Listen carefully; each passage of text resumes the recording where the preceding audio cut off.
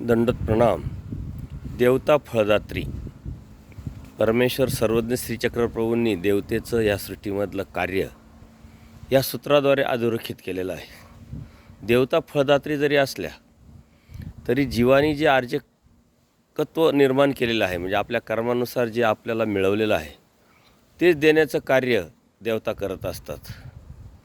त्यांच्या स्वतःच्या स्वतंत्र बुद्धीने कोणत्याही जीवाला ते सुख दुःख असं काही देऊ शकत नाही. आपण केलेले कर्म आपल्या मळांवरती, त्या देवतेच्या मळांवरती चिन्हाच्या माध्यमातून उमटत असतात आणि तेच चिन्हाला बघून देवता त्या जीवाला सुख आणि दुःख हे प्राप्त करून देत असतात.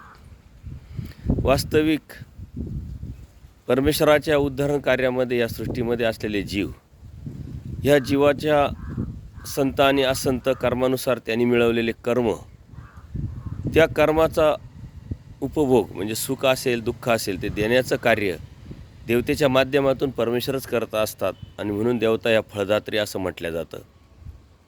याच्या उलट याच्या पलीकडे जाऊन जर परमेश्वराची अनन्यभावे आपण जर भक्ती केली तर परमेश्वर हा अनार्जित दाता ठरतो.